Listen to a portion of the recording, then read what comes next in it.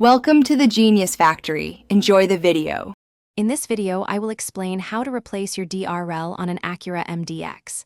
This task requires a bit of preparation, but it's definitely manageable. First, gather your tools, including a ratchet, sockets, and a trim removal tool. You'll also need the correct replacement DRL bulb. Remember, safety first, so ensure your vehicle is off and cooled down before starting any work. Now, let's get to removing that bumper. Take your time and be gentle with the plastic clips and screws. There are usually several points to unfasten, so check thoroughly.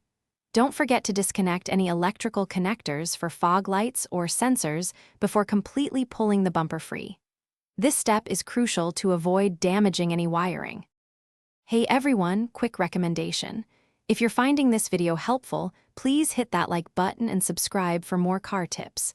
And on another note, after all that hard work, your car deserves to smell great.